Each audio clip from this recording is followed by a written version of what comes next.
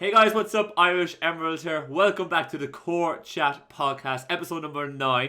And as always, I'm joined by my co-host, OPJellicent. What's going on, everyone? I'm the OPJellicent, and yeah, episode 9. We're nearly at 10. Nearly at 10, nearly at double digits, Mm-hmm. Pretty awesome. We have a stacked podcast for you guys this week. Absolutely, there's been so much that happened in the last week. It's absolutely crazy. Yeah, we have like 10 things to cover for you guys today. Yeah. It's going to be insane. If anyone ever said there's not enough things to talk about in Pokemon to do a weekly podcast, they're wrong. I'm just going to call it out right now if they're wrong because it's just madness. Yeah, this one right here is going to be really packed. Yeah, packed. Going to give you guys a quick rundown of what we're talking about. We're going to be talking at first the Kotaku article that came out. If you guys be on Twitter, you probably know about it. We'll talk about a bit more about that now in a moment. Then we're going to talk about the Pokemon 24-hour stream that happened a little while ago. Then we have the final Smogon tier changes that that were finally announced, which is great. About time, thank God. Took long enough. We have our first edition of Fix My Team. We want to thank Skeptical Dingo for submitting a team he would like us to take a look at, and we will definitely get into the bones of that. And then after that, we're going to have the rundown of a few leagues, which we're going to quickly go over for 5 minutes. And then we're going to go really in depth into the WBE finals and any remaining Twitter questions that we had, because I remembered to ask people for questions this week, which is awesome. So if we don't address any of the questions throughout the podcast, we will answer any remaining ones at the end. So stacked lineup this week for you guys. I think that some of the Twitter questions pertain to WBE finals, right? From what I remember. One does from automatic, and one pertains to the Pokemon 24-hour stream, which I'll bring up as well. All right, got you. Yeah, so we got loads. We got loads to talk about, I should say. And of course, if you guys have any questions, feel free to drop it in either on Twitter, Discord, or if you're watching on YouTube, in the comment section down below. All links to the Twitter and the Discord are in the description on any podcast service that you guys are listening this to if you're not watching it on YouTube. I think I got everything off there. Yeah, sure. Let's hop right in. Kotaku article. Yeah, let's talk about the Kotaku article. If you guys haven't read this or haven't seen what this was, basically Kotaku, which is a gaming news website, they post articles about gaming. That's what they do. That's their job. And it came out during the week that a freelance journalist had got an interview with Joey Pokegame and got an interview with Wolfie, and had used quotes from their interview to basically talk about Pokemon Showdown. So talk up and down about what Pokemon Showdown is, the service it provides, all that kind of good stuff. Talk to the creator of Showdown, whole works. Yeah, and address the fact that it dodged all the legal issues for the past few years. Yeah, all of that good stuff they brought up, talked about, and then there was an article published about it. Now, the big fallout from it was that Wolfie was totally against having an article and being interviewed for an article for Kotaku. I don't know why he was so against Kotaku themselves. Do you know, Jelly? Well, I think it's just Kotaku's reputation for, trying to... They sort of ruined the community of Nintendo games. Whenever they publish something, I don't know if you heard about this, but 3 or 4 years ago, when Kotaku published an article about a Pokemon fan game, they literally emailed the Pokemon company whether this article was okay, and the Pokemon company took that fan game down. And I think had Wolf and Joey known that this was going to be on Kotaku about Pokemon Showdown, they would not have gone through with it. So yeah, definitely. And it wasn't Pixelmon that they also took down, but it was it Brick Bronze, or was that? It was Brick Bronze. Yeah, it was Brick Bronze they took down, which was huge at the time. It was huge. So it was kind of that's definitely the big reason why a lot of people don't like Kotaku. Or a lot of Pokemon creators don't like talking to them anyways. Now, the article basically, as I said, talks about Pokemon Showdown. The pros to it. It was really, because I read the article. I went in and read the article with a 2020 vision. I was going to take all by myself. I'm just going to read the article and go from there.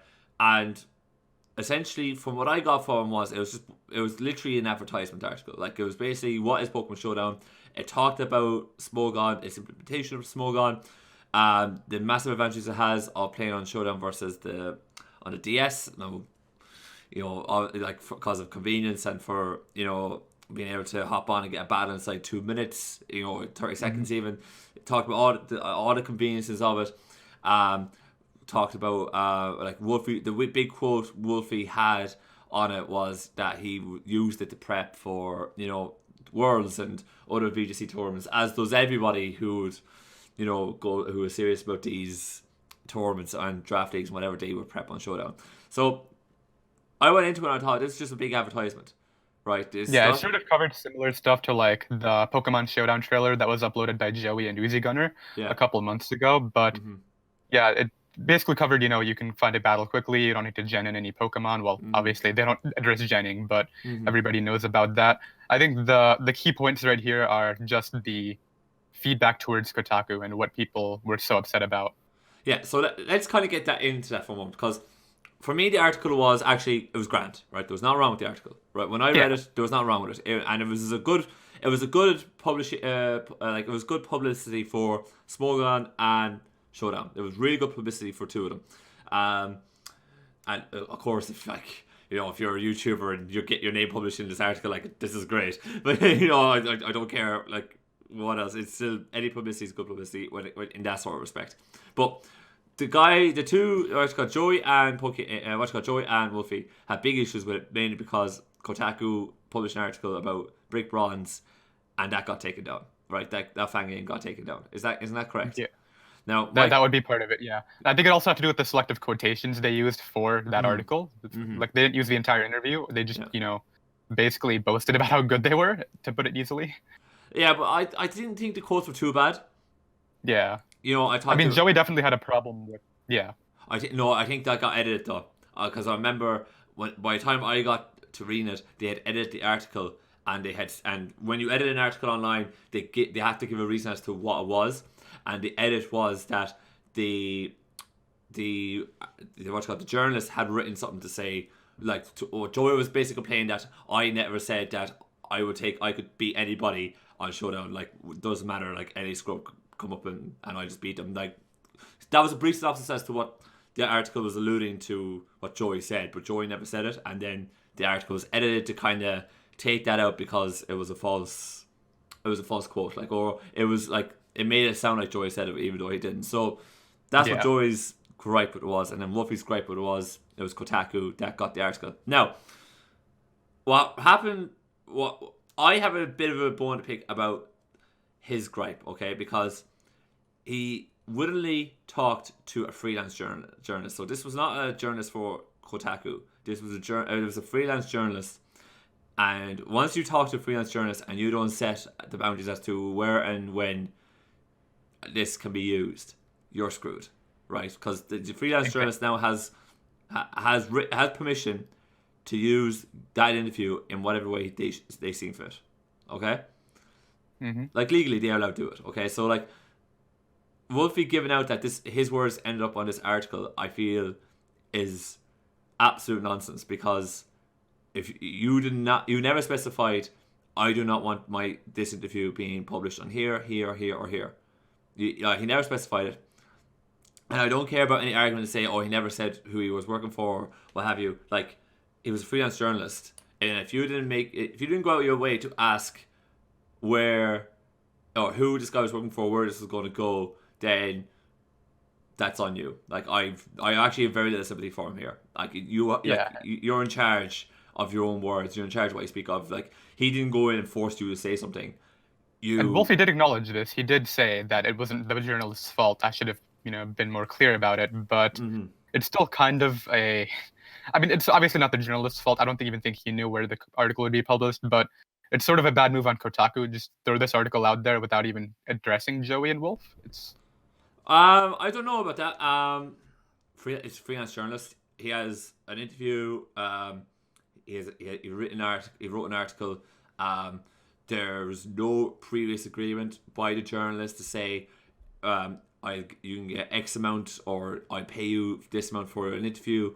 Like, if you were to get an interview with a sports star, they'll come on and either they would want to do it for free because they want to publicize something that they are doing, or there'll be some sort of fee arranged to say, if you come on the show, we'll pay you this because we want to get an article, what have you, like, you know. Now, I'm going to preface this by saying anyone who wants to come on this show that you guys want to listen to it for free, right? We're not paying anything because I do not have the money to pay for anybody. But that's what normally happens, though, in the grand scheme of things. And Wolfie, like the journalist was under no obligation to pay Wolfie because there was no agreed fee. Yeah. Okay, that's just my take. I can understand him being a little bit nipped because, like, it got on somewhere that he didn't want it to get on, and he was thinking, obviously, like he probably felt a little bit used, but it's on him. In my opinion, it's on him. So I feel like any kind of drama about it, it's like he has to look himself in the mirror and realize I messed up there.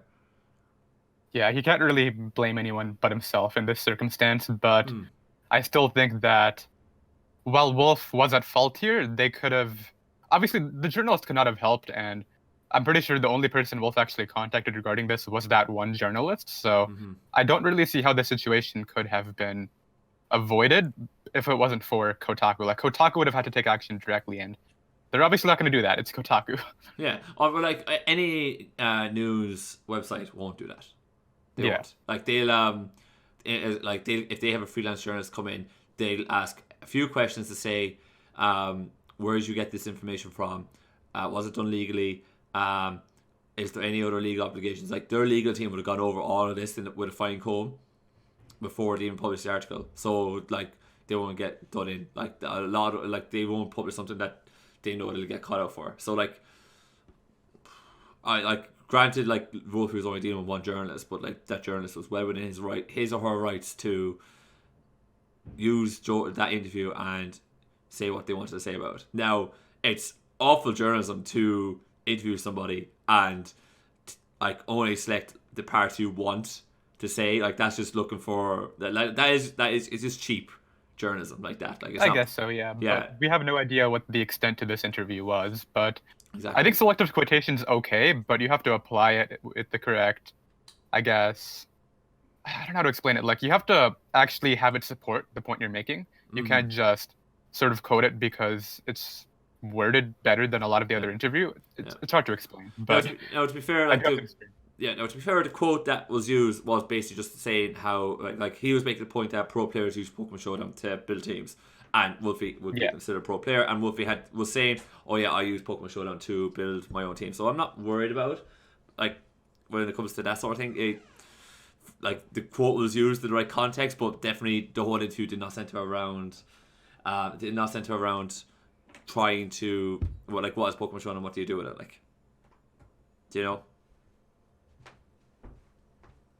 Yeah, I definitely agree. Like, they have to look at the bigger idea here. Sure, you've acknowledged the fact that pro players use Pokemon Showdown, but under for what tools, basically, is the main thing. Do they use it for just team building? Do they actually test with it? Which I think they actually acknowledged all of that, didn't they? They did, but, like, I don't, like, who doesn't? Like, who doesn't do that? So I think if we wrap to kind of just wrap up this segment, I'm at the point where I think Wolfie was wrong to give out, and I don't blame him for standing up and saying, listen, I did an interview, I did not know it was for Kotaku, it was for a freelance journalist, I didn't specify where the article can go, and the bulk of the interview did not talk about Pokemon Showdown. And I have no problem with him saying that and feeling a little bit upset about it, but him raging that he was wronged. Like, he did eventually say, no, I should have known better, but him raging saying he was wrong at the start, it was the wrong play. That's my take on it. Yeah, I definitely agree. Basically, we're kind of going in circles, but he has no one to blame but himself here. Exactly. He should have been more clear. He should have actually opened up the doors and find out where this article might be published. Just ask the journalist. It's not very hard. Question though, before we leave. Big fear about, now that this article was published, that Pokemon Showdown will get closed, that we shut down, right? What do you think? Do you think it would get shut down, or do you think it will be okay, or like what's your take on it? I think it'll be okay. I mean, I think it's pretty obvious the Pokemon Company knows that Pokemon Showdown exists at this point. And Kotaku did not email the Pokemon Company directly, from what I've heard, regarding this article like they did for Brick Bronze. So I don't see Pokemon Showdown necessarily getting taken down because of this article, but down the road, if Pokemon, has a bigger eye on Pokemon Showdown, then that could be the cause. Sorry, technical glitch there. I think so too. I don't want to see Pokemon Showdown getting closed because, as you said, Pokemon clearly knows about it. Like, it's clear as they know about it, and they've been perfectly okay leaving it be because they know they can't match anything that Showdown does, nor do they want to. So yeah, they're going to leave that there. Whereas like Pokemon Brick Bronze was like, I think the big difference, and I think a lot of people are kind of forgetting about, was that for Brick Bronze, there was microtransactions in that game. So so in Brick Bronze you had microtransactions in that game. So the developers were directly earning money by people paying the developers directly to play. Yeah. So therefore, somebody was making money off Pokemon's likeness, direct money from Pokemon's likeness, and Pokemon were just able to go in immediately and just take them down, right? But Pokemon Showdown has no pay, has no payment scheme. Like, you go on Showdown, you might get a couple of ads, but there is no payment from a user to use Pokemon Showdown. So therefore, it's like free use of IP when when we create Pokemon content, right? Do you know the way, like, some videos will get caught for monetization, some others won't, and the ones that won't generally have enough original content masked over it to not get pulled for that, right? Yeah, Pokemon Showdown sort of has those characteristics. Yeah, exactly. So therefore, they won't get caught because it's not because it's like free use. Like the basically Pokemon's IP is being used for free, and it's being used for free, and it's being used to it's got like not enough original content around it to not be pulled down. So I think it's a lot more difficult for legal in Pokemon to take it down if they wanted to take it down, versus Pokemon Brick Bronze, where it was so easy for them to do it because they were the owners were the makers were actually directly making money from microtransactions in the game. So I think Pokemon Showdown would be safe. I have no fear about it whatsoever. And before it gets taken down next week. Oh, I might be eating my words, but let's not think about that. Yeah, and there'll be some new thing that'll be created from it. Like, if the creator will go and make something else, we'll be fine. Yeah. We'll have a couple of months of darkness, and we'll be fine. Yeah, Zarel has us. Don't worry. All right, but with that, I think we've talked about Kotaku enough. Do you want to talk about the stream now? Yeah, we will. Excuse me. So we'll talk about the stream. Do you want to give the baseline as to what it was? Yeah, go into it then.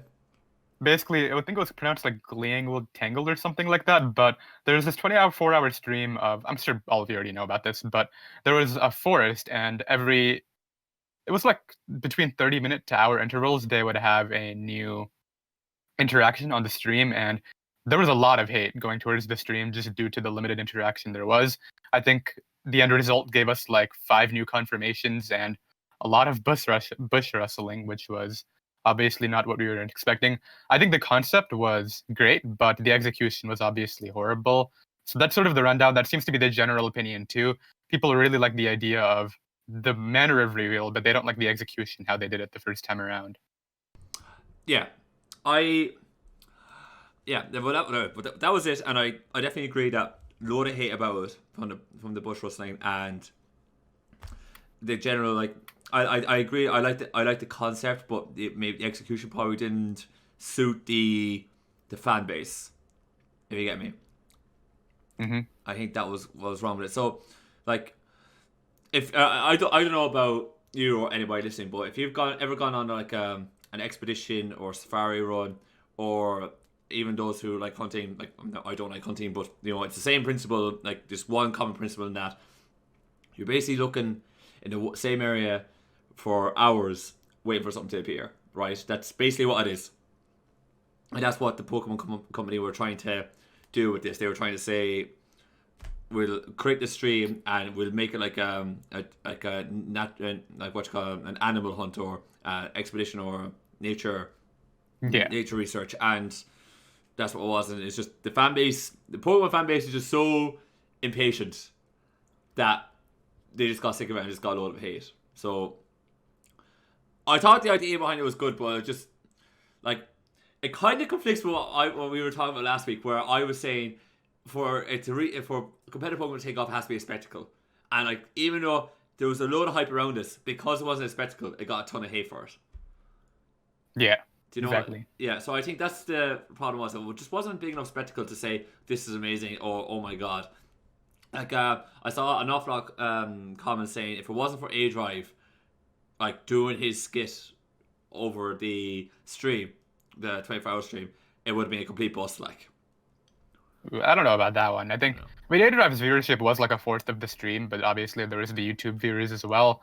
I don't think A-Drive made the stream, but I definitely think he was one of the biggest entertainment values for that stream because there was not a lot going on. Oh, it was very, very poor. You should have done it, man. You should have done it. You just sat in front of camera for a day and.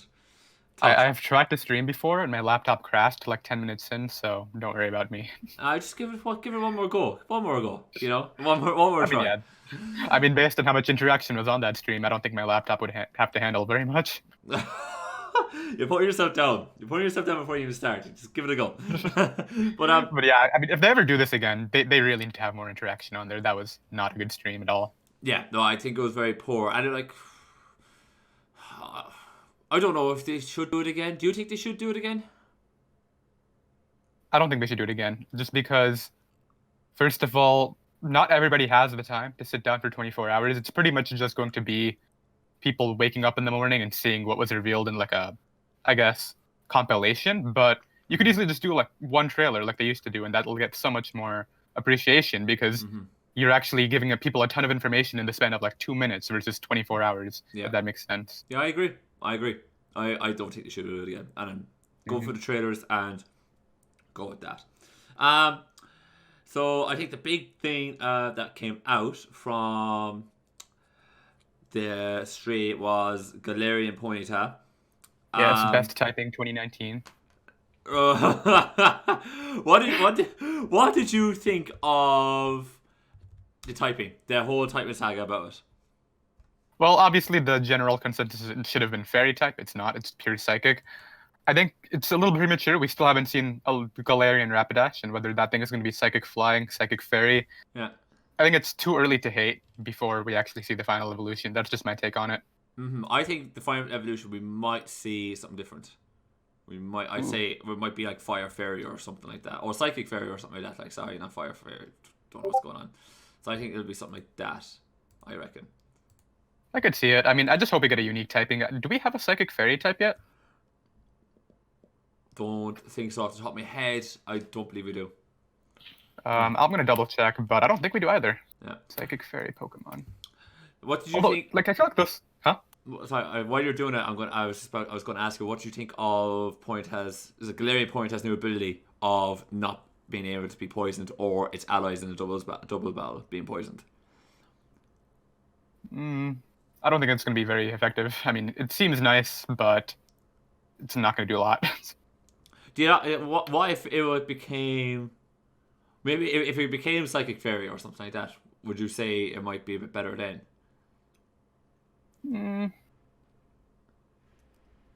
No, I don't see it actually. I feel like it's going to be one of those things like Aura Break. It's just going to... The Pokemon's going to have to rely on its stats to shine. That's what I see from this. Okay, yeah, that's fair enough. I just wanted to get your initial thought on the ability. If you actually see it having any real competitive use, I was just kind of curious.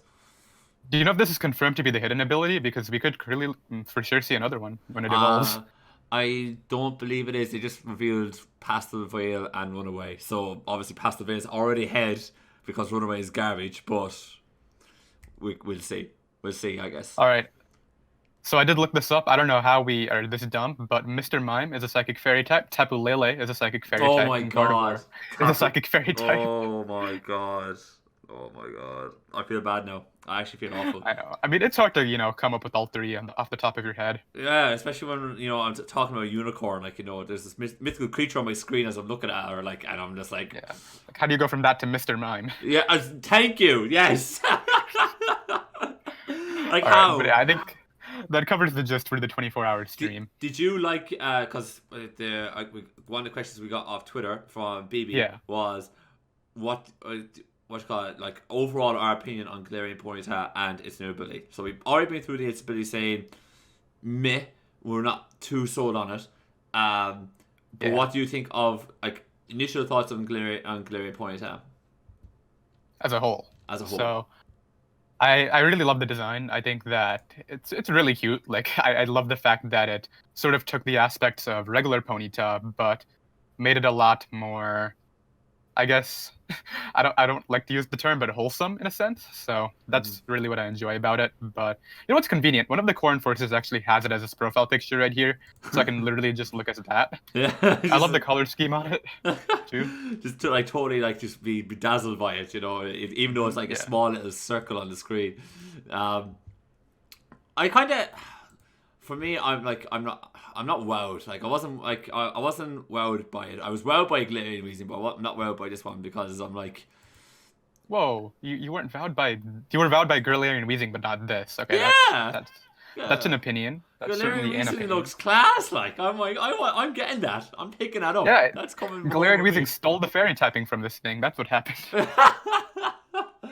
True, but I'm picking up Galarian Weezing. I'm not sold on this Galarian Ponyta. It's something from My Little Pony, and it's a cute little design to bring in, you know, younger players. Now, there's always a Pokemon that is sole design is to do this, and I'm like, it's fine.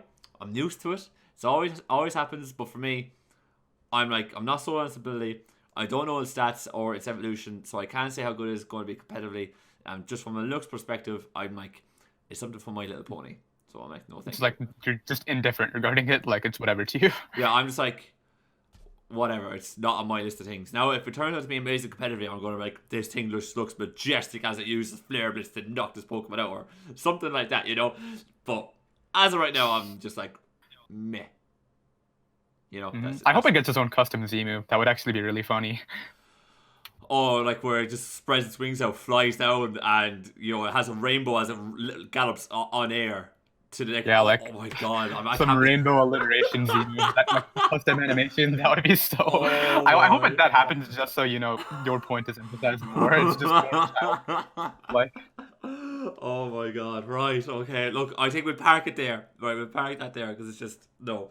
We're going. Yeah, and we're about to hop into something a little bit more serious. A little bit more serious, right? So we'll move on and we'll talk about Smogon, and we have the final tier changes for the year, or for this gen, for this meta. If you haven't guys seen it already, there will be a link in the description of the podcast for you guys to look at. Few big ones that we will definitely be talking about. We have Quagsire and Frostastic went from PU to UU. That I thought that was a fairly big one. I thought Hoopa Confined being bumped up. I am a big believer that Hoopa Confined actually deserves a little bit more love. But that's just me. But I agree. I mean, great speed F, great special attack. I agree. Great attack as well. Everyone seems to forget that it's actually a really good attacker. Yeah. But the big one was Mew dropping from OU to UU. And it has not been quick banned yet, from what we know. Yeah, so it's crazy. Jetty, can you give us your thoughts? Like, what did you think about the tier changes at the start? All right. Well, obviously the ones that address the BLs don't really make that much of a difference if they're dropping. Obviously, if something rose to a BL or out of a BL, that's the more bigger change. But looking at this, I'm pretty sure Quagsire and Frostlass only rose due to usage. Manaphy, Mega Latias, and Mega Sableye pretty much are in the same spot. The biggest ones are the four at the bottom, being Ribombee, Venusaur, Gigalith, and what's the Pokemon called? Hoopa Confined, and then Mew being dropped. I love that Gigalith now provides RU with a really solid Sand Setter. Correct me if I'm wrong, but Stoutland is one of the better offensive threats in RU. I might have to double check my facts on that. Mm-hmm. I can do that while you're doing it. I can do that while you're talking. All right, but yeah.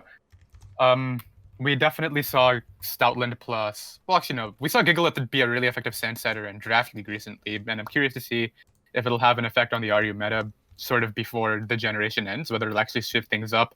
Mm-hmm. Regarding Mew, however, it really depends on matchup, in my opinion, because stuff like Scarf Hydreigon is everywhere in the tier. I'm pretty sure even like the standard Assault Vest Mienshao can take Psychic-type hits from Mew, get U-turn chip on it. It's very susceptible to Toxic, which bulky Toxic users like Empoleon are very prominent down in UU, so I do see it being a little bit broken as a really strong, fast wall breaker, though. Like Nasty Plot, Genesis Supernova is going to be like insane in UU. So It's that's yeah. I'm just to confirm now. The Mew name is actually still legal, isn't it? Because I remember I was talking to somebody about it, and they were saying it wasn't. I was like, oh, that's not. yeah, pretty sure it is. Still legal.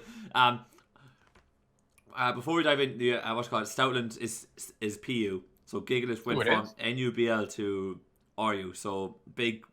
It was just a huge lift of usage for Gigalith. Stoutland's still in PU. Yeah, I mean, I'm curious. Will Gigalith make those, lower tier sand abusers more viable in RU? That should be interesting. Yeah, it should be interesting. I wouldn't be surprised if Gigalith was in it went from NUBL to RU. So it's hard to tell has Stoutland been used a bit more in RU because obviously NUBL is like RU 2.0, like or you know what I mean. Like it's just banned from NU. So I don't know. Maybe usage is different, but like. I totally agree that Mew. Like I initially thought that when Mew went down to UU, I was like, oh, finally a Terrakion check, like a check to Terrakion, so Terrakion just can't come in banded and click moves and decimate every single team. No way, banded Stone Edge is still gonna blow. Yeah, I initially thought this is gonna be fine because Mew does this for Lando T, so this is going to be fine. Like this is going to be not a problem. This is going to be brilliant, and then. As you just said, someone threw the calc at me, and I was like, "Oh my god, this thing actually gets wrecked by Stone Age from a banded Terrakion." Plus 2 content Dull Crush, but also like to have a word with you there. Oh my god! I just looked at it. I was like, why do I even try to think about competitive Pokemon sometimes? It's ridiculous. Oh, I was just awful. I'm actually scrolling through the tier right now. Mew does not do a lot defensively in UU. There's so many threats that just force it out, have better speed control. It's really only going to shine offensively. And definitely, as you said, set up offense. I think Nasty Plot Agility with the Z move will tear through things. I don't think there's anything in the tier that can come in on a hit from any Mew variant. And even Blissey, like multiple Nasty Plots plus Z, Munium Z is going to blow that away. So definitely, I can see Mew just being like a good wall breaker and a good offensive one, but as a defensive or utility Pokemon, don't think it's going to do well. Which could be kind of cool because Mew has been just thrown in this defensive utility role for so long in OU. It might be actually cool to be able to see it being more offensive. And we kind of get to see that cool side of it.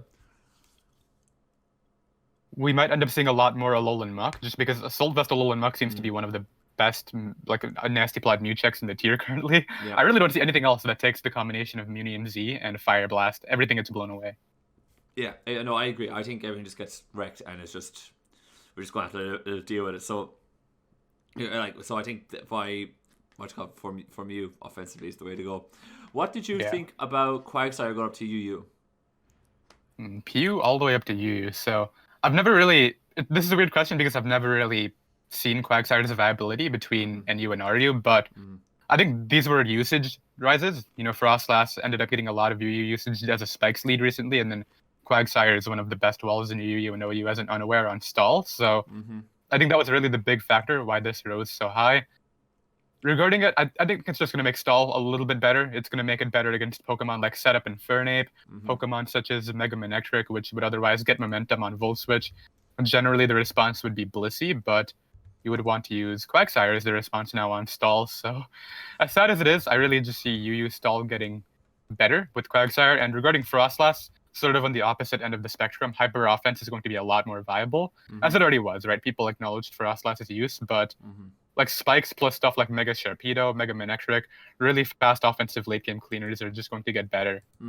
Yeah, I definitely agree with the Frostlass. Like just hyper offense, spike lead, just set them up and run over things. I totally agree. I think that it'd be good because we all love offensive games, so like that it'd be good and it'd be cool. I saw Quagsire go up and I was again, yay, Terrakion check and. No, banded close combat. So I was like, I started waving the flags again. I was like, no. Guys, how long will it take Irish to learn that there are no Terrakion checks? I firmly believe there is a Pokemon out there that's not OU right now or Ubers that can do this job. That can. Yeah, it's called Bright Powdered Chestnut and dodging close combat. That's called your check right there. Hey, listen, the Chestnut does not need bright powder, right? He shines bright already, okay? Like physically defensive Deblade, I guess, can maybe take 2 earthquakes. That's all I could think Oh of. my god! Like it's shocking, like how crazy that Pokemon is in the tier. It's just madness. But Yeah, like when I used to do UU labs for this channel, I used to like try to use Hippowdon. I switched it in and it takes like 55% with Fizz Def. It's really sad. yeah, it's tough. Like it's Bandit Terrakion just does damage. It just does damage. It's scary. That's the best way to put it. Yeah, yeah, bit wild. We should definitely at some point just talk about like how can you stop a certain Pokemon in a certain tier? Maybe I don't know. Yeah, We that would be kind of fun. we could Also, definitely. one last note about these tier changes. Mega Sableye actually got moved again for the final tier changes of the generation. Last gen, it got banned to Ubers right at the end of the generation. This time, it got moved out of a BL into the actual tiers. So That was it's sort definitely of interesting trend. usage though, wasn't it? Like Yeah, it was usage, but yeah. last time it was literally just a suspect test at the end of the gen, I believe. Yeah, no, I remember that all right. I remember the drama around it. It was just like, why are we doing this at the very end? Like it's done, but Yeah, I mean, at least unless something changes in the middle of Generation 8, unfortunately, we will not be seeing the trend continue because no megas. But I know it was interesting to see it twice. yeah, it was interesting. So it was kind of cool. So yeah, definitely viewed a big change, and that kind of rounds up the Smogon update from there. Unless you have anything to say, anything else to say, buddy? Not really. I mean, I think Silvally Ghost is not even the best Silvally in ZU. Silvally Fighting is better, and the fact that Silvally Ghost got banned from ZU is interesting. I only know this because I played like an hour of ZU the other day on Joey's stream, by the way. But yeah, Silvally Fighting is insane down there, and Silvally Ghost is not. So that's just something I found interesting, but I don't really have much else to say about that. You sitting on Joy's stream, just picking off scrubs like what he does. Apparently. Oh, I streamed tonight to Joey and beat him using a sample team. It was funny. Now, granted, he was using a Duat, so I mean, it doesn't really count. But oh man, you're cruel. You're cruel. but yeah, I think that's really it for Smogon tier changes. Mew being the biggest, outlier there. Yeah, brilliant, perfect. All right, so let's move on. We will start with our new segment on the show called "Fix My Team." We kind of said we were going to be doing this, you guys, and if you have teams, whether it be Smogon or Draft League, that you and you're kind of looking for like a bit of help, a pointer, or just our opinion on it, send us the information about what you want, what's called the team, all that kind of good stuff, either on Discord, Twitter, or in the comment section down below if you're watching on YouTube. I'm going to give Skeptical Dingo a great shout out here because he was the first person to send a team in, but not only did he send a team in, he sent in a play style he wanted to play. So if you're going to send in stuff like this, guys, right, just tell us the play style you want to play, because if we go in and we're like hyper offense and you'll be like, dude, I hate hyper offense, why did I send this team in? So definitely I'm going to caveat that by saying we want teams, but give us all the info and tell us what play style you want as well. I think that was a big help. So there will be links in the description down below to Dingo's original team and the team we came up with. And by we, you mean Irish. Yeah, somebody decided that I was going to do all the work, even though he's a Smogon guru and I'm just a scrub. But Hey, I will give the suggestions. I will fix the team you fixed for him. Don't worry. see, he's already saying my team is crap and I haven't even talked through it. Like, my God. Hey, I've looked at it. I'm looking at Volcarona. Oh, stop, right? I'll get onto you about Volcarona in a little bit. You just pause, okay? All right, yeah, we'll get there. Don't worry. So Dingo wanted to build a team around Sub Cure and Black, and he wanted it to be a bit more bulkier because he was struggling with a little bit, and he prefers playing with a bulkier team, but he still wanted to keep Cure and Black there. So his initial team was Cure and Black, Ash Greninja, Lando T, Toxapex, Tornado Therian, and Mega Medicham. So he had Specs Greninja with Battle Bond, so Specs Ashgren. He had a Choice Scarf, Lando T, the standard Torn T, Pivot, Defogger with Z Hurricane, and standard Toxapex, standard Medicham, and the sub Cure Black set that you would have seen in X and Y. So that was his team. I got that. Yeah, I got that right. Standard sub. Yeah, you got it. Don't worry. Yeah, I got it right. So the team I kind of changed around was I fixed his subset for Kieran Black. I kind of tried to keep the team as much as I could, and then added extra stuff onto it. So I initially said, right, if we're going to go sub Kieran Black, I changed the Z move user to Kieran Black, and I fixed the EVs up a little bit. So I went. It looks like you put enough speed on here for Jolly Lando. It looks like I did, yeah. So I put enough speed for Jolly Lando, because we don't want to be slower than that. I thought that was just we can't be having that. And then I put the rest into attack and 40 HP, so that we had over 400 HP, which meant that our sub cannot be broken by Seismic Toss. So correct me if I'm wrong. I think you need 405 HP, not 401 Is that to be right? able to live. Yeah, I think you need to reach 405. So I can check whether you actually reach that or not here. You have 40 in HP. Let's check this. I'm getting. Yeah, you had 401. You need to have 56 investment in there, not 40. Well. Yeah, that's why right. Dingo actually had it correct before. He had 56 in there, and you made it 40. Damn it! Right, okay. Well, anyways, my bad. Sorry, guys. Sorry, as I said, he's what's it called. Jenny's the Smogon guru. I should have just been able to come in and make suggestions, not build a team from scratch. But anyways, I built a team and I made it more physical because Ice Beam or Fusion Bolt behind the sub, and then going for the Z Free Shock. Basically, Oko's like that combination kills off any Pokemon in the tier. So I figured if you're going to be behind the sub, let's make sure that we can set us up a sub, get Chip with Fusion Bolt or Ice Beam the first turn you're behind the sub, and then just nuke something with the Z move. Because either if Ferroton comes in and you go for a sub, the combination of Ice Beam then Z Free Shock Oko's it. Or Oko's common variants. I really love what you did there, because when you're substitute without like a Z move or metronome, you're really not gonna have the breaking potential to get past Pokemon like Mew, for example. It'll just soft boiled stall you, break your sub, and you won't be able to beat it. Chansey, for example, you really need the Z move for. So I think the Z move option that you put on there really unlocked Kirama's breaking potential even behind a substitute. So that was the idea behind it. I'm glad you finally said I did something good. Thanks, man. I feel vindicated. I feel good about myself now. Thank you. I think the point I also want to make is that don't pop the Z move first. So like weaken the check interrange of the Z move, then pop it off. Yeah, definitely. So I wanted to kind of make that clear first. Do that, get the chip done, then kill. So when I had that, I said, right, okay, I need a defogger. He already has Torn T, and he's using the standard pivot set. If we can pivot in and out with Kieran Black and force the sub, that's gonna be great. So I saw no need to change it, other than just putting Rocket Helmet on it, just to kind of be able to get like passive chip damage on things to allow Kieran Black to not have to go for chip move and potentially just go for the Z Free Shock at the start. So that was that idea. I kept Mega Medicham because I was there thinking Mega Medi could break all the steel types that Kieran Black doesn't like, because we're not carrying Earth Power. So I figured Mega Medicham would be good for that, so it could do all that kind of good stuff.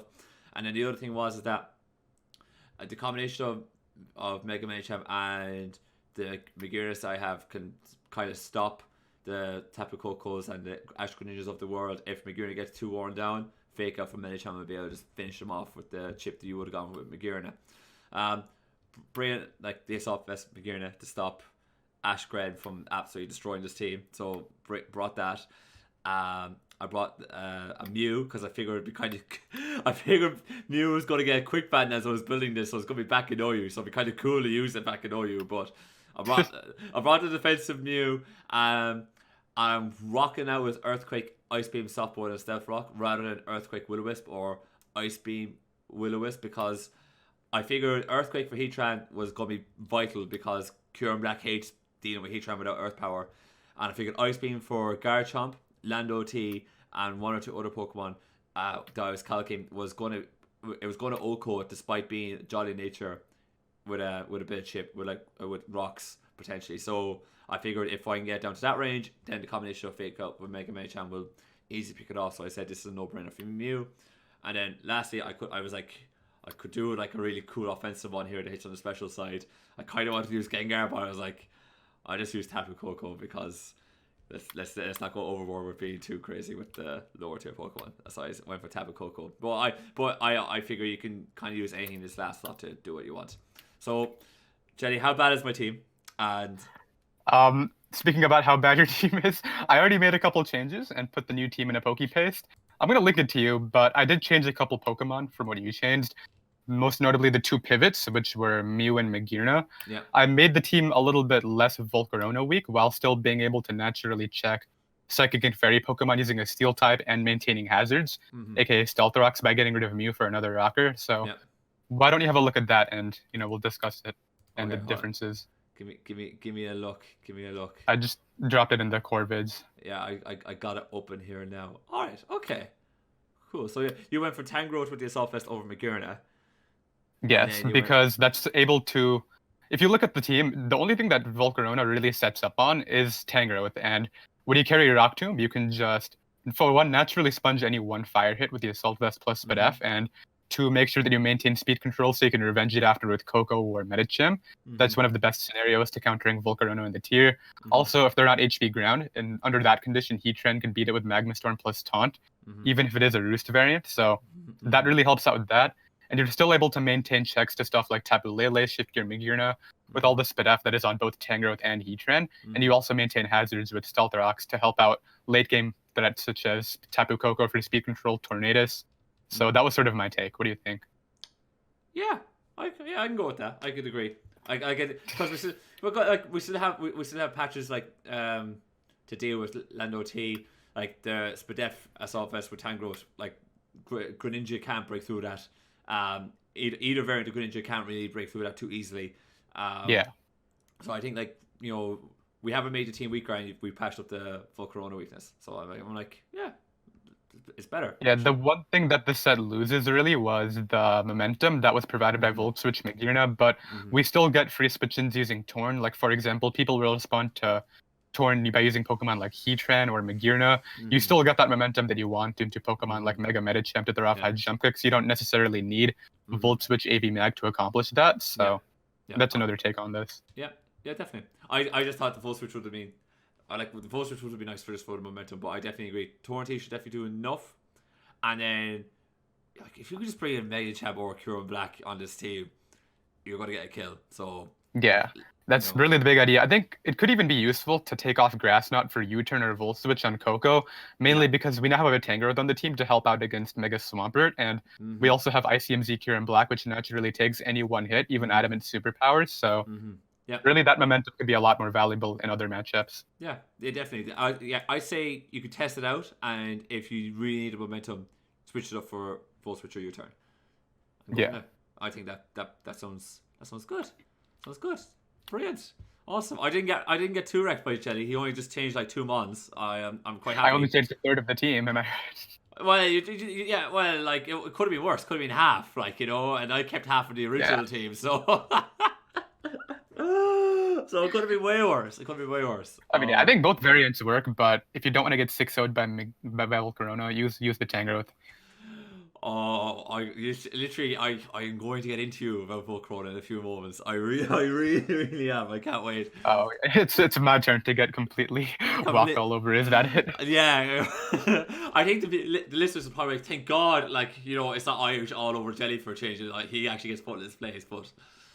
So what we'll do is we'll actually link. Do you want to link all 3 of the teams that we have? The variations, his, yours, and then mine. Yeah, so we have all 3. We'll go Dingo's at the start, and then I'll put Irish's team, and then Jelly's team, which is better than Irish's, and that's what I'm going to call it in the description. I mean, I would say at least fix the HP stat on your Kira. I mean, yours is just as viable. It's just literally Volcarona is the only issue that I fixed. No, honestly, that was just a pure mistake on the EVs by my part. I thought I actually had it right, but I didn't. So the intent was there, though. My intention was pure.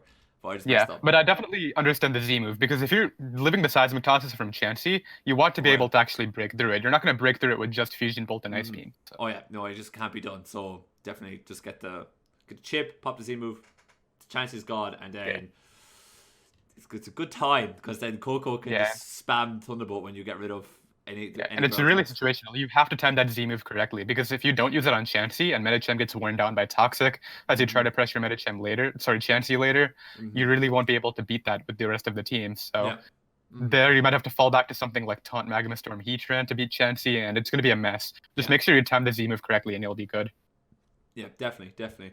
You could also, if you're struggling timing the Z move right and you're getting stuck behind those bulky walls, that Cure just can't break through, like a Pokesteel type. The chances you could maybe argue you could put Drain Punch on instead of High Jump Kick. I'd say probably want to test it out first, give it a go, and change it if you see it's not working. Yeah, but I mean, at least with the variation I fixed, you'll still have ways to break through those really bulky walls using Magma Storm, Taunt, Heatran on the off chance your opponent like randomly busts out Protect on Chansey, or you just time the Z move right to Scout using a Heatran, and you'll still be fine under those circumstances. You'll be fine. So that's the first fix my team. Hopefully you guys enjoyed it. If you have more teams you would like Jelly to fix, because I'm clearly incompetent at this, but if you have more teams for us to fix and look at, you guys, please send them in, and we would love to do more of this for you. Right. Okay, cool. Right, so we're going to go into draft leagues now. Honestly, guys, we're going to spend 5 minutes on the first 3, and then we really get into the bones of the WBE afterwards, because that's going to be a meaty one, and we figured we won't waste your time with the other one. So we'll first start off with the EWT. I'm going to start off now, Jenny, by saying, last time I talked to you about EWT, which you're doing for this channel, you were telling me you were going to win out, and you literally had a diss track of every single draft league player almost in last week's episode, and you were like, I'm going to win out now, Irish. I guarantee I will win every game from here to the end of the season, and you lose the first one. What happened? So, I only have like 3 games left, and I already told Otto, but I'm not going to be playing them because I really have no motivation to. But the one that I ended up losing because after the last podcast, I believe that was week 5 after John Jr. That was a forfeit loss. I didn't actually lose a game. What? Hold on, you forfeit? I forfeited 4 games in a row. Yes, that's literally how I ended my season. Oh my god. I'm sorry. I will, assuming I get reinvited, which I don't know if Otto wants me back after that mess that I just caused. I will try to clutch out EWT Season 2, but I really have no intention of playing Draft League right now. God. Jeez. Oh my. I'm disgusted. I am disgusted. All right, well, I was expecting this. This is the last time Irish can bully me over EWT. How can you just turn around and tell me, the viewers at home, don't worry, guys, all is going to be okay. I'm going to dig deep, I'm going to pull through, and I'm going to win out for you guys, and I'm going to bring another title home. It's going to be easy. And then literally, like days later, you're like, screw this, man, I'm out of here. I'm sick of this crap. I'm done. Yeah, good luck. Have fun elsewhere, guys. Like, hasta la vista, you know? Rubbish. That is absolutely pathetic, man. Do you know what happened? I'm going to call you out now. You just didn't want to lose to Vepsis, right? You had Vepsis at the end of the schedule, and you're like, I ain't losing to Vepsis. And if I lose to Otto, I was just going to go through me again after we dissed them. Like, that is just appalling. Well, if I wanted to beat Vepsis, I would just hit up the Gen 6 Lord again, Zazo, Iron Flash Gaming. My entire roster is literally Gen 6 and before, and Zazo really knows how to prep with that, so if I really wanted to beat Vepsis, I would just have him prep for me again. Last week you were talking about, I'll do it without any help. I just go in, I prep, I beat him, GG, I'm out of here. Oh, well, yeah, but we're not talking about beating him. We're talking about putting him down. I'm talking 4 or 5-0 here. I could probably do it 1 or 2. Put him down, like... Like, yeah, if I'm having the Gen 6 god build my team, then you better bet I'm going to at least make it a 3-0 this time. I'm not winning 2-0 or anything like that. Oh, my God. Yeah, not for a talk for a man who dipped. I know, yeah, but you literally called me out. I'm not just going to sit quiet here and take it. Well, you deserve to be called out. You did. Yeah, I know. You didn't just abandon... You didn't just abandon the team. You abandoned myself and the other guys who work on this channel. You just went, no, I'm dipping. I'm out of here. Like, you literally just abandoned ship. You jumped off. You were like, this is burning. The ship was sinking, okay? I was using 10-minute builds for my teams. I'm not trying to hand out free wins right here. I would rather just forfeit. That's my mindset. I was looking for a team. You could have just went, here, Otto, I was looking for a team. He's subbing for me. And I could have won out. Ooh. I mean, that option's still there, I think. Actually, I don't know if it is. I think You're there's one only and 2 games four left. now, and there's 3 games left, and you're telling. Yeah, Oh. I don't think that's even. Actually, I'm pretty sure I'm 1-5. I'm pretty sure I already gave the forfeit to my week 6 as well. So. If you had battled or at least told me, I could have got in. I'm like, listen, I'm 1-3, but I'm going to win out, and I would have done the whole jelly speech like, oh, I'll beat this guy, he's a scrub, and I'll beat that guy, he's a jabroni, and I would have done this and I would have done that, rather than I would have backed you up. But now instead you've left me, the other guys working channel, the listeners high and dry, and like shocking. That's some big talk. I want to see if you could beat Vepsis. That's curious. I've already curious said I would. I can, I will, and I'll do it anytime, anywhere I want to do it. Facts. Have you ever battled Vepsis before? I actually don't know this. Listen, right, I don't battle scrubs unless I have to. So that's true. I mean, Vepsis is pretty mediocre. Oh. Coming from the guy who's 1-4 right now, like, yeah. Coming from the guy who's 2-0 against Vepsis. Let's look at that and not that. How about that? Listen, what have you done for me lately? What have you done in the past? That's the way I look at it, right? Hey, we don't have to worry about me getting hacked out by players like Merle. We can look at my 2 wins against Vepsis and be fine. Oh my god. Right, okay. Let's park you not, just dipping. And I think that's enough of that for this week. Right, okay. Let's talk about Vepsis and Leo is, I believe, the big game, right? Vepsis and Leo is going to be the big game, but according to you, they're both scrubs. And but Leo's bigger scrub than Vepsis, so Leo should have been wiped. But Vepsis, look, all joking aside, right? Okay, I know we're taking the big here a little bit. All joking aside, Vepsis had Leo like wrapped around his little finger, had him completely decimated, and Vepsis just choked. He choked away the win, and Leo managed to get, with bulky Volcarona, sweeps the rest of Vepsis. That's what I hate about like really cheap sweepers, stuff like Linoon. You can outplay your opponent the entire game, but if you mess up once and that sweeper gets to set up, it's just over. That's what really annoys me about that result. No, what really annoyed me about the result was that Vepsis actually, he didn't choke because, it wasn't like a choke of all chokes because he lost the Pokemon and it was vital to winning and therefore he lost. Like, he had the Volcarona answer on his team, and the only thing he had to do was switch it in on equivalence and just V-Crate. That's all he had to do, was bring it in, V-Crate, done. That's all he had to do. And he just didn't do it. And he just choked. And that's what really annoyed me. It wasn't a case where Victini got worn down early game and it was a big mistake and he choked, and he kind of choked a little bit. Like, this was like a monumental choke because he did everything right. And then the one moment where he could just finished off Leo, he just was like, nah, I'm going to try and pivot around here. I'm going to be a little bit smart. And it just was done. Leo got the cuties and the roost, and, the rest is history.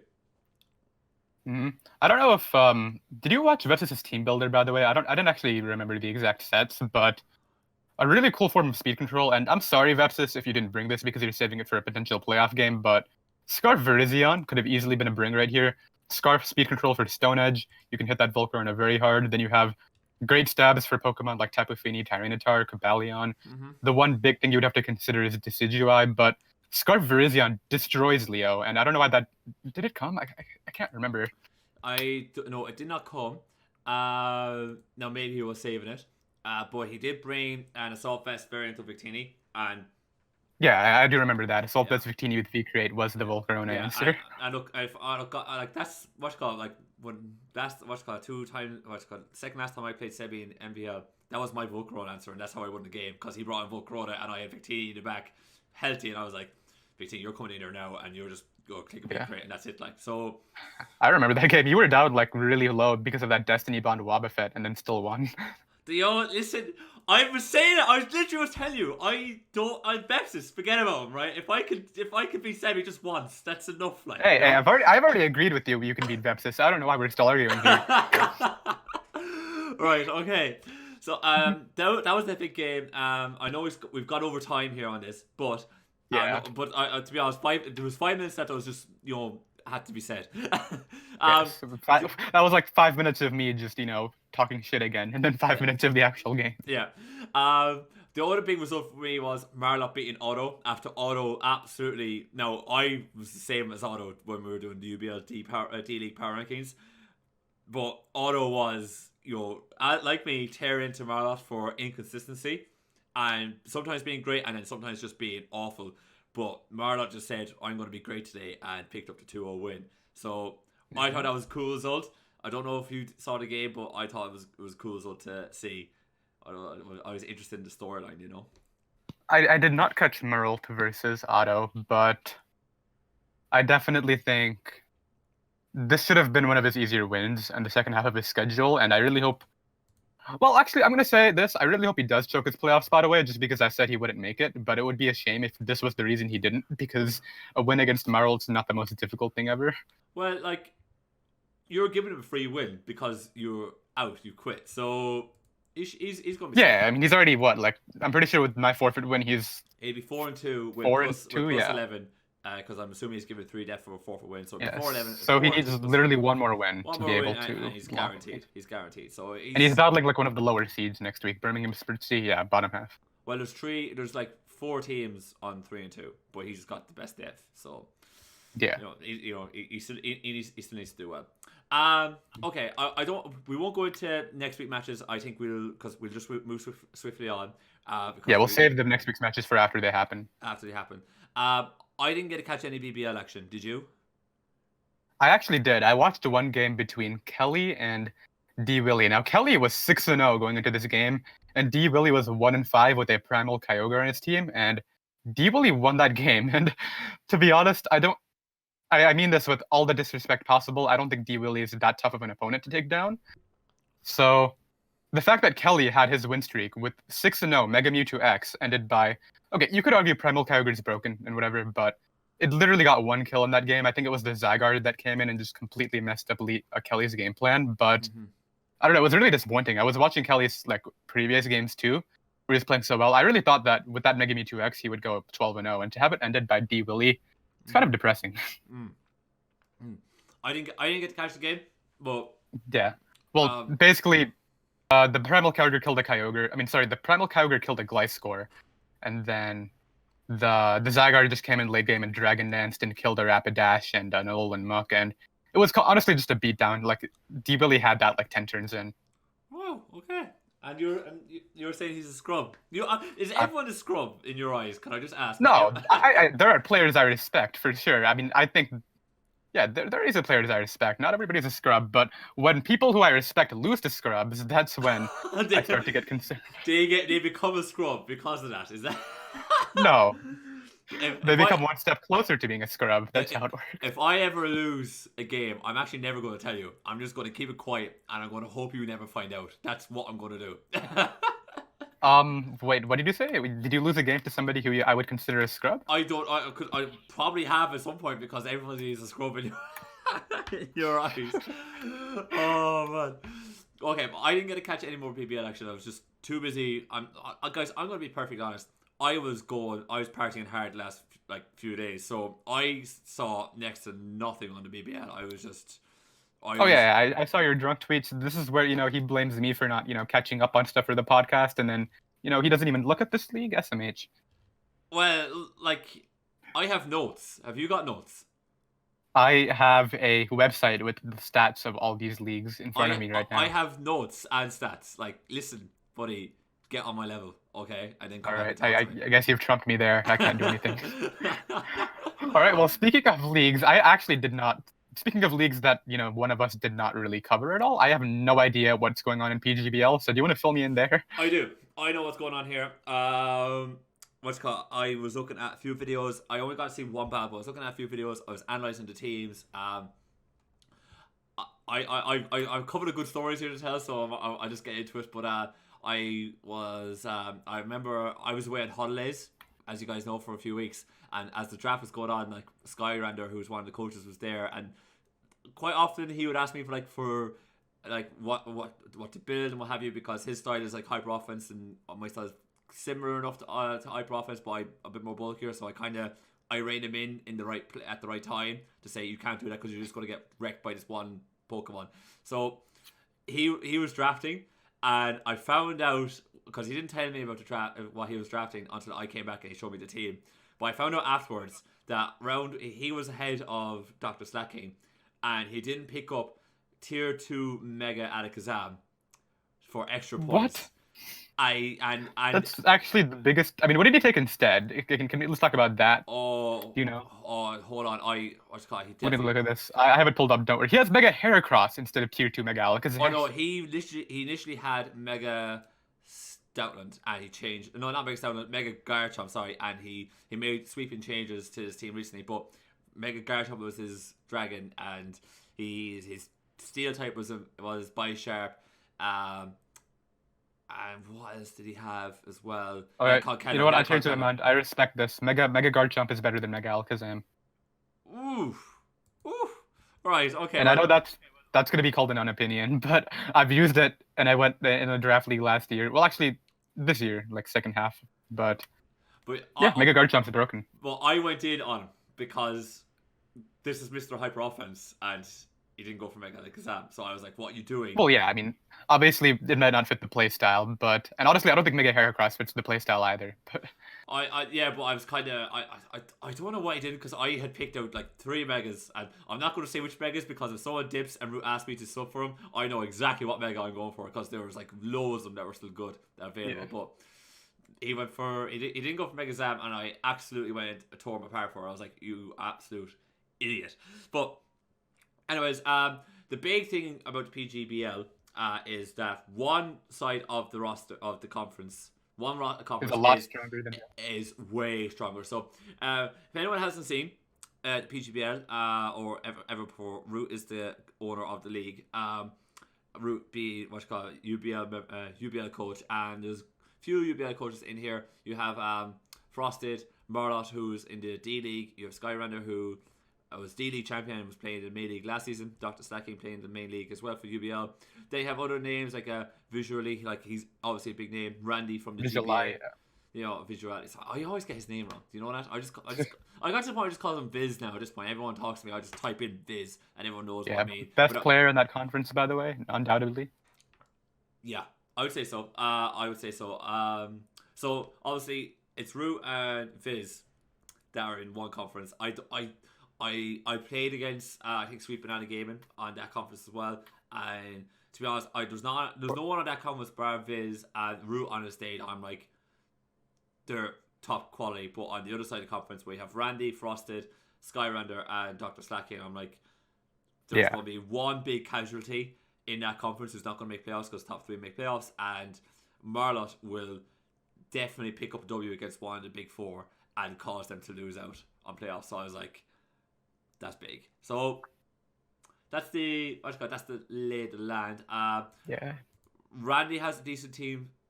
Slacking has a very good team, and Stoutlands have a good team. What was Frost's team again? I can't quite remember. But I believe I was watching Slacking versus Viz, and Viz managed to win out. But Slacking opening at the start of the video was like, I'm saving sets. He literally said at the start of the video, I'm not bringing everything this week. I'm saving sets because I might end up having to play Viz in playoffs. What week is this for? Week 1. Help me Week 1.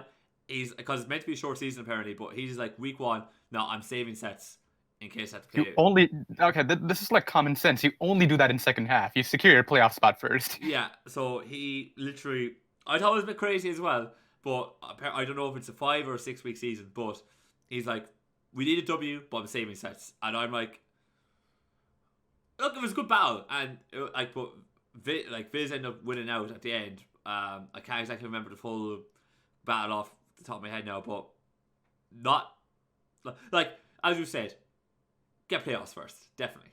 Like, that's just madness. Yeah, madness. Viz probably going to get first or second. If you can snag first or second, you're not playing it, because first gets the bye and second plays third, and you'd be fine. And every coach nowadays makes a change before the end of the season, so that it's a kind of a fresh enough team going to playoffs, and it's not quite the exact same prep. So I don't know. I thought it was a bad move, but Yeah, So, especially like so early on. If you're afraid of battling somebody in playoffs and they're your week one opponent, beat them. So that way you don't know how the rest of their season's gonna go. They may just miss and you don't have to worry about them anymore. Like, yeah, definitely. I'm with you. Playoffs, get your spot. Forget worry about the rest later. That's it. But that's the kind of update on the PGBL. We'll talk about this more in depth next week yeah, because this league should be running till the end of the generation, like a yeah, lot of other ones, right? yeah. So exactly. So we'll have loads to talk about, but that's roughly the lay of land at the moment, guys. Okay. All right, I think we're here for the probably the biggest part of this podcast this week. Biggest part, WBE finals finally finished out. I'm going to start by saying Jenny was right, I was wrong. Gator did not make finals. I don't know how Gator managed to lose as spectacularly as he did to Envy, but it is what it is. Did you watch Gator's side at all, by the way? I didn't. I watched Envy's, and then at that point, I was like, I'm a big sucker for like knowing what, just watching one side unless there's a huge questionable play, and then I get up on the other side. I'm like, what the hell is this guy Wait, thinking? so you have no idea that Gator brought 2 moves on all of his Pokemon or multiple of them? No, did not. What was going Wait, on? so Gator brought 2 moves Archeops, Stealth Rocks, and Head Smash as a lead. He brought 3 moves Donphan, Rock Polish, Gunk Shot, and Ice Shard. What? Basically, his concept was he beat MV earlier in the season by using 5 choice users. He wanted to see whether he can beat MV this time using only like no 4 moves on any Pokemon. It's either 2 or 3 moves. And Oh wow. I'm not surprised he lost, but just the way that he actually brought it kind of close and then got swept by Oh wow. Registeel was kind of interesting. Oh my god. Actually, I have way more respect for Gator now. Wow. Okay. I mean, yeah, you could call it respect, but it was still kind of disrespectful to a lot of Ew. people. Look, massively disrespectful to the whole league, the rest of the players. His opponent mainly. Oh yeah, but it was, like I could see anyone being annoyed at that. I could see Adrian Yeah. being a little bit pissed at that as well. But like, wow, he brought that really close, considering that he did not bring a full spectrum of moves on every Pokemon. That is crazy. And he did emphasize the point when do you actually end up clicking all 4 of your moves on your Pokemon, but you need the options. Like, come on. Oh yeah, you got and like make it easier on yourself. Wow, that's a bit crazy. My God, that's nuts. All right, okay. My opinion of MV beating Gator the way he did now is actually massively deteriorated. Massively Yeah, but I mean, deteriorated. obviously, I'm totally that's not the match we're here to talk about this week. Yeah. Well, moving on. Right, Wolfie versus Yeah. MV. Do you want to talk through the battle first? All right, so basically, this battle, I really love this battle for one reason. It was a match where both players knew their win cons, and it eventually just came down to the odds of the win con working out or not. Wolf knew if I get paralyzed on Torn, I lose, and MV knew if I paralyze Torn, I win. So that was sort of the big factor the entire game, and Wolf played really recklessly at a few points. He switched in Torn on Togekiss, risking Body Slam, but I think MV clicked Roost a couple times and was not able to land that para, which was a big mistake on MV's part, because if you watch Wolf, he'll know, despite the fact that he brings a little bit of a bulkier playstyle, he'll make really offensive switches at certain points. Mm-hmm. So had MV nailed that Body Slam into the Torn on the switch-in, and gotten the para, assuming you don't get completely unlucky and don't get the 60%, then Mega Sceptile would have had that game easily with Swords Dance plus Outrage. So it just goes to show how sometimes you have to sacrifice your health or potentially even the match to try to go off of WinCon, right? Because MB was talking about it multiple times in his postcom. He was playing off chokes for most of that game because he was already behind after that Poisonium Z. Yeah. I would have clicked Body Slam multiple times in instances where he clicked a Roost, and had he done that, he would have been able to win with Mega Sceptile, but it didn't work out. Yeah, definitely. No, you're totally right. I thought that he should have been a little bit more aggressive, but I agree. I thought Wolfie played very risky with Torn. And it wasn't as if he was switching Torn. Like, he switched in Torn and stayed in with Torn and go for Hurricane. Remember, that's how he knocks out Togekiss in the end? Yeah, I mean, I think at that situation, it literally would have played back to that scenario no matter what. So I understand where he was coming from, because at that point, Togekiss was only at like 60%, and he just decided to go for the odds. But I think he easily could have just avoided that entire scenario by trying to utilize his other Pokemon to pressure Togekiss more. Like, I don't understand the Magnet Rise on Excadrill. I never really got the whole intake on that. But, like, when you know that your Torn is going to be such a big win condition to stopping one of the bigger threats, Mm. you need to have coverage on your other Pokemon to threaten what's going to threaten your Yeah. Torn, right? That's just common sense. Yeah, totally agree. Totally agree. Yeah, I thought look, I can't disagree with exactly what you said. That's it was a bit wild that it wasn't the case, like, you know, a little bit, and it was so risky on Wolfie's side. What do you think of the Weezing set that Wolf brought? Ooh. It was timid Poison EMZ, right? Outspeeds Azumarill every time. Yeah, That was with taunt for Registeel. Yeah, Taunt Registeel. I believe it had Pain Split, Sludge Bomb, Taunt, and what was the other move? Toxic Spikes. That was the one. Yeah. So really smart bring, of course. Obviously, MV got completely caught off guard. I mean, I think it should have been pretty obvious after he saw that the Weezing outsped the Azumarill while clicking T-Spikes. Even after you power a punch right there, it's still in your best interest to switch out your Azumarill that turn. Like, should have gone out. Taking a Sludge Bomb, taking a Poison EMZ is not worth your time when Azumarill actually does a lot of work against the rest. Yeah, no, he should have 100% switched out. I thought it was crazy how he just stayed in twice. I was like, I get why Wolfie went T-Spikes first, because he's thinking Envy's definitely going to switch out here. But why Envy just not bring in Registeel or Drapion to chip this Weezing down a little bit is crazy. Crazy. Yeah, another point that I would like to make about MV's prep is I think he could have relied a lot more on knockoff spam, because in the scenario where Tornadus is the only thing that's, or any Choice Scarfer, right, is going to be the only thing that stops their Mega Sceptile from winning the game. Yeah. If literally your entire team except the win condition can knock off that Choice Scarfer, you're in a golden position. So, spamming knockoff with stuff like Azumarill on the Drapion as well, and I think he had several other potential knockoff users on his roster. That could have been a really smart way to open up the end game. Yeah, no, definitely. Yeah, I agree. There was definitely ways for Envy to have positioned himself a little bit. I thought there was at one point where it seemed clear that Wolfie was going to get the W after he had knocked out. Oh, who was the third Pokemon? I think when he knocked out Registeel, I think I was like, that's his death fodder gone now. He has to kind of play for the choke a little bit, but he kind of started positioning himself a little bit better until eventually Wolfie just went a lot more aggressive with switches. But I agree, he could have knocked off a lot more. Could have started body slamming with Togekiss a little bit more frequently instead of going for Roost.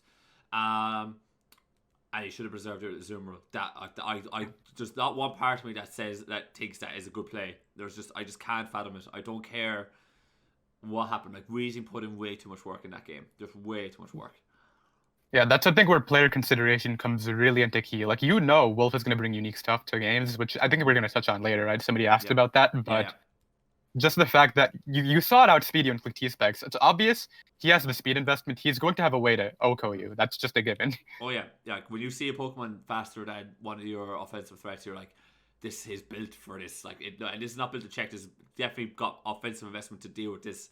And come on, it's a poisoned type against Azumarill. Like, come on, like, no, I'm unless Azumarill was going to go for a Z move to knock it out, the Weezing out, I'm like, should have switched out.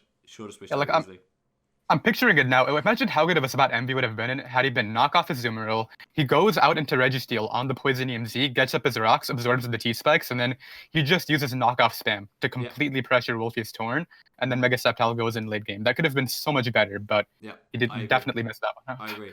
What did you think about the final gambit on Victini at the start? I think it was a smart bring. Like MV said, a lot of times Wolf will rely on all 6 of his pieces to function on their entire role. And, obviously Gigalith had a big role in being able to check Victini. However, sacrificing Victini to get rid of the Gigalith was not a smart option. I've heard this multiple times. Zaza, one of the best players, has told me it's not a good idea to lure something for the Pokemon that you would want to open up the door for, if that makes sense. Like, in another example, if you're using Zygarde to beat the Tangrowth, you want to beat the Tangrowth to help out Zygarde. You don't want to use Zygarde to beat the Tangrowth, because then once the Tangrowth is gone, your Zygarde is dead as well. And how did that help you at all, right? It was sort of one of those instances where he could have just preserved the Victini, final gambited on something else, and then used that opening instead, right?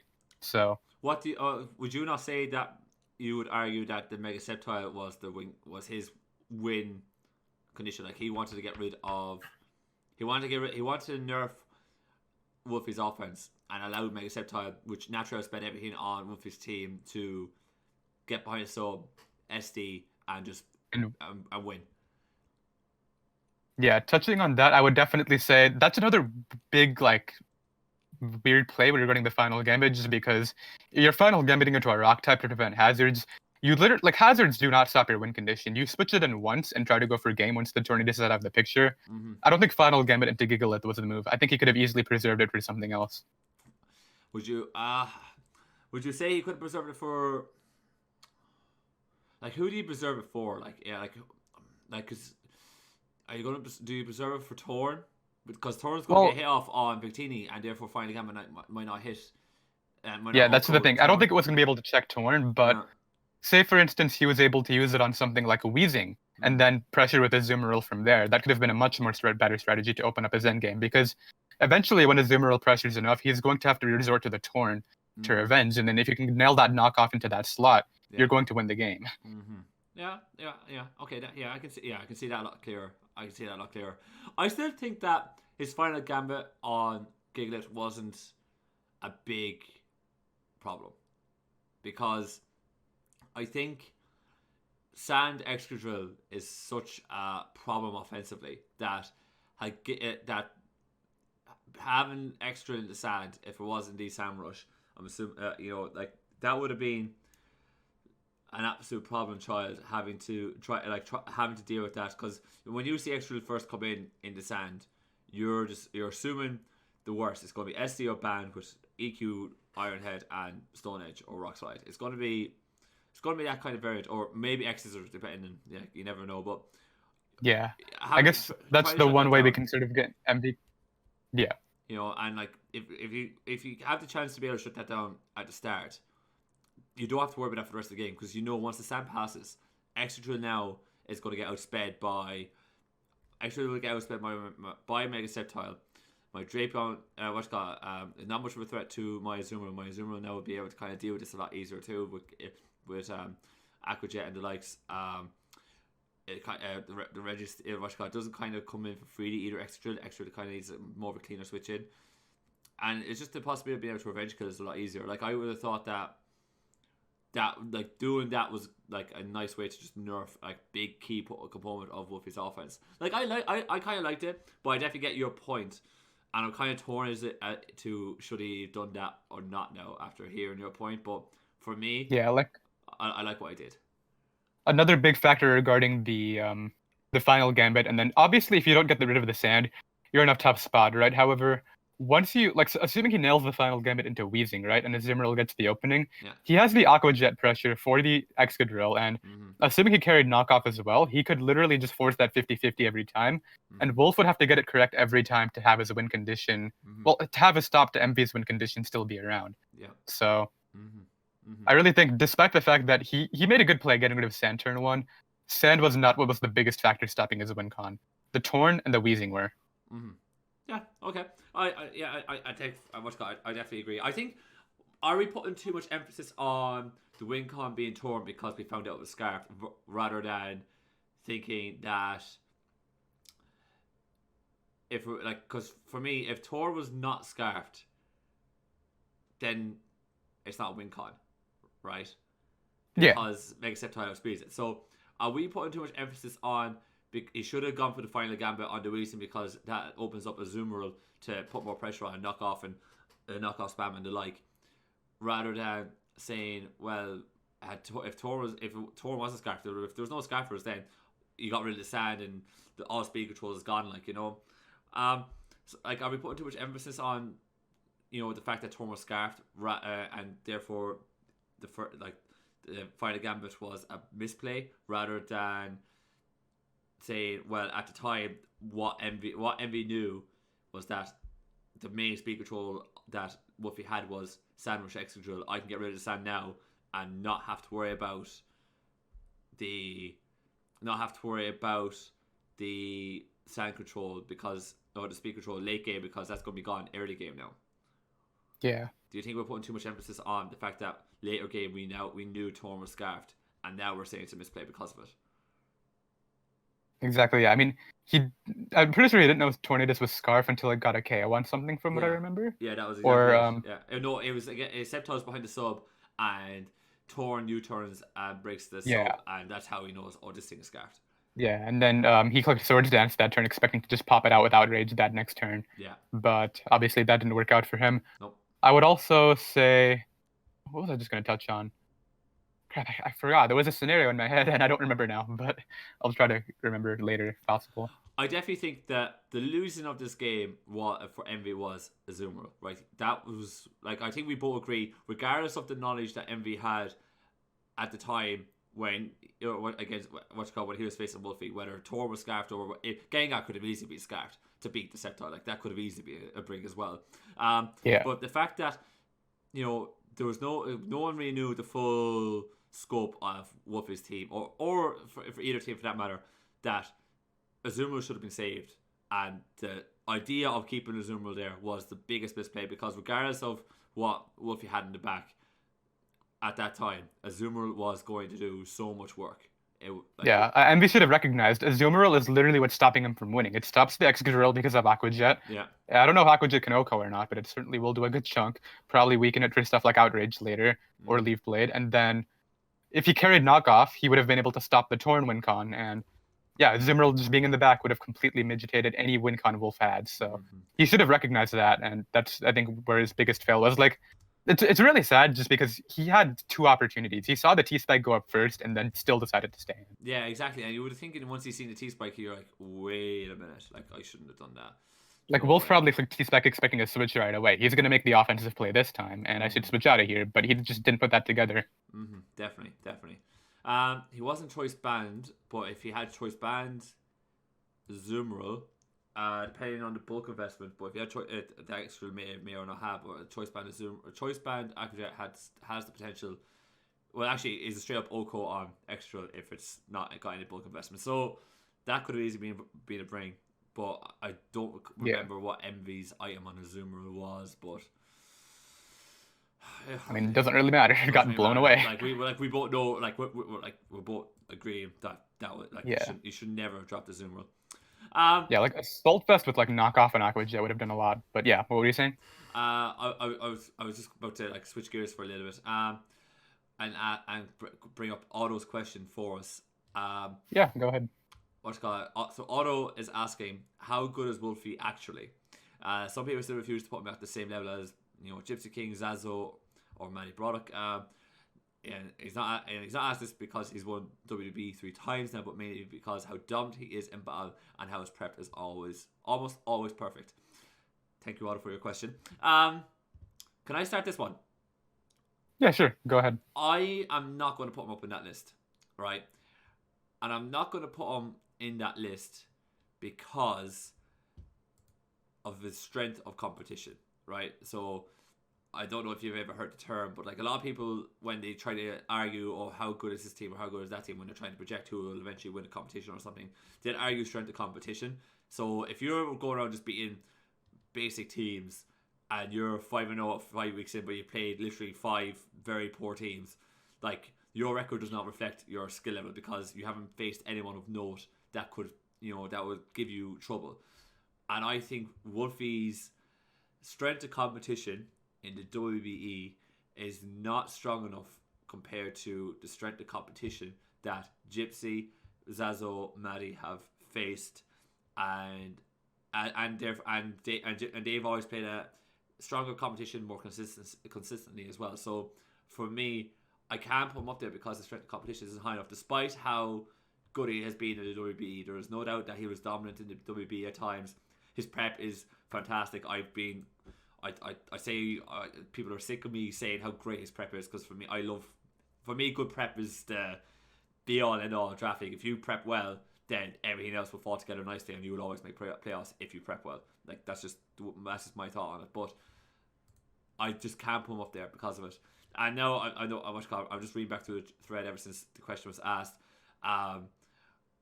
I know, like, I get that he's learning and he's constantly getting better, but until, for me, he plays against the better players. Like, I think, beating MB And having a few of these other big names in this league is very, very good, but it's just nowhere near as consistent as the other three that were mentioned. What do you think, Ben? Well, yeah, I think you touched on the main point right there, being the level of competition he's played against.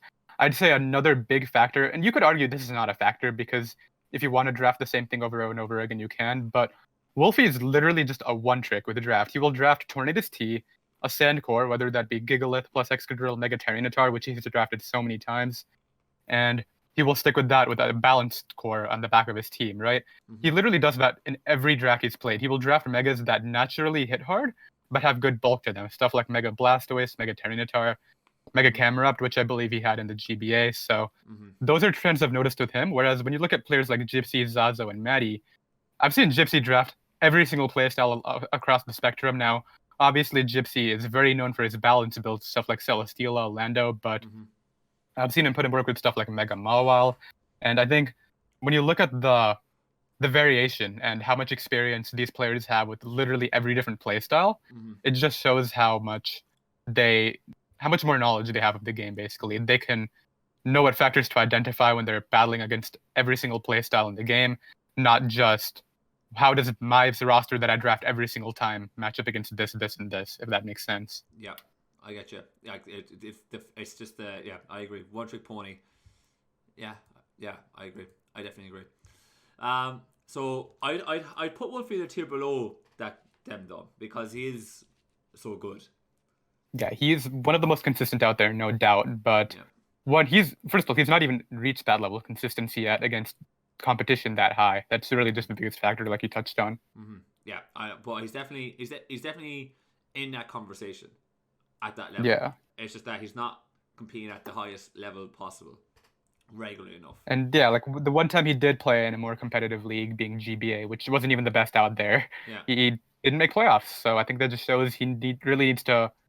He's already shown that he can beat players who don't put in the time or just don't have the knowledge of the game that he does. But he really needs to step up to a more competitive league to really prove his, I guess, competitive knowledge at this point. Definitely, totally agree. But deserved champion for the WBE. Yeah. So we'll give him that. Easily. If he can, even if he dropped Sand again in a more competitive league, if he can pull it off, just go like 9-1, 8-2, and have a really good run there, then I'll give him all the credit that he's at that level. But now it's not happening. Yeah, it's just a big thing. If you're not battling and beating top players, to beat a man, you got to beat the man. And if you're not beating top players, then very hard to argue that you're at that level. It's just. Who cares if you're a one-trick pony? If you're one trick can take down the top players in the draft league scenario, then it doesn't really matter. You've reached it. Yeah, you've reached that level. Like it's grand, and then the rest of it you can like build up, but you'll always have that one trick to say, look, I need a big win, so I really want to win this league, so I'm going boom and just draft all that kind of good stuff. Yeah, exactly. I know we're at the end of the season and end of the league, and normally you have a big dissect of what we thought of the league. We've done that previously, though, haven't we, Jelly?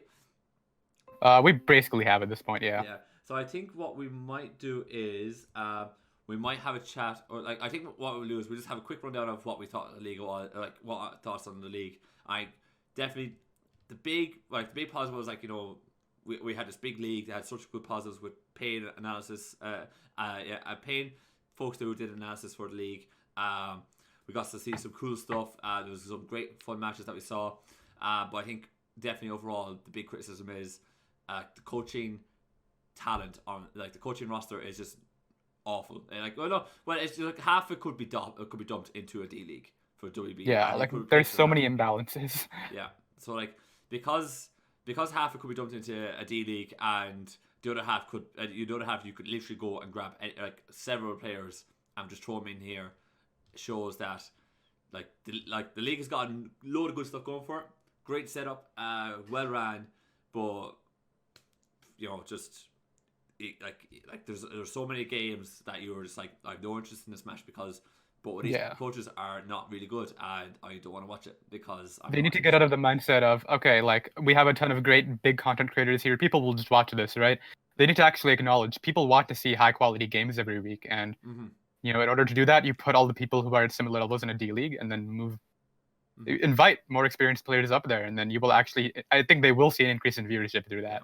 I definitely think had the coaching roster for the WBE been way stronger and Ruffy had won, two of us would be sitting there saying, no, he's at that top level. But because it's not, Yeah, go on. Like when your playoff run starts with Nexus into Patterns into Vivid, all three of those players are nowhere near like they're leagues below the top. So yeah, it's really hard to give him credit for beating all of them. Yeah, I could have beaten them. Yeah, I mean you probably could have. I'm not gonna completely disregard that statement. I know I could have beaten them. Yeah. I'm not gonna bury you there, Irish. All right. Okay, I think that's everything. Long episode this week, guys. I'm so sorry, but there's just been so much to talk about. But I think we've hit everything, and we hit all the Twitter questions. Hopefully, you guys enjoyed today's episode. I don't think there's anything else we need to cover, unless there's something off the top of your head, bud. I think we're good. I think that's gonna be it for the WBE. Actually, we could have like a little segment next time where we talk about the future of the league and what we want to, or like I guess this is the prospects, like what we think is actually going to change versus what we want to have changed. Just a short segment. I'm telling you, man. Right? Do you know what I want changed? I'm just going to quickly put it out there. I want my vision. Right? I've been stewing on last week when I talked about last week. Right? Forget about these leagues. Right? I need to get money and just pay people to just do shit on time. And you want the big leagues out there. I'm like, let's go. Like, I've literally sold myself the idea after talking about it last week. I'm like, but we could You basically just summed up my segment in like 30 seconds. So there you go, guys. We'll definitely flush it out a little bit more because obviously that's my idea. So I don't want them not taking it on me. Like unless I'm getting involved. But we can definitely talk about the general future of draft leagues. Yeah, because I definitely think while we have covered every single individual game, there are some aspects we can still talk about. So definitely, and we'll do that. We'll do that. Jelly here will be having his hot take like, this player is trash. This player is okay. This player is hot garbage. Avoid him. Speaking of hot takes, I should have a hot take ready for next time, but because we had so much to cover today, I just didn't come up with one. Yeah, exactly. So it'll be Jelly's hot take next week. As well, guys, if you got any comments on podcast, thoughts, things that you would like us to do and see, and all that topics you want to cover, questions you might have for us to answer, let us know. We love getting all that kind of feedback. If there's somebody else there that wants their team done for the Fix My Team segment, let us know. And if you're on YouTube, click the like button. And also, I think it's the first time I'm going to plug this, but if you like the podcast, share with people, because I definitely know for a fact that not too many people probably know that we do this, and I would love it if it was shared. So if you guys could share it on Twitter or share it on any social media or Discord and say these guys do a cool podcast, you should listen to them, please do so. That would be a huge help to us. I think this could actually be really valuable. I think a lot of people are actually looking for somebody's opinions on all these topics, and here we are. Yeah, I'm going to like a quick shout out to Dr. Slacky, and actually does constantly say, go watch these guys. He mentions us in his videos all the time. It's great. So like, I'm not saying you have to go to that level, but any little bit helps. So I'm gonna ask you guys this week for that. Yeah, if you think anybody's interested, just hit them up. Maybe they'll like it, and Yeah, and of course, if you guys have someone that you want us to actually interview, let us know, and we can try and sort something out. Okay, I think we're done. Right. I think we're good. Later, guys. See you guys. Thanks so much for listening.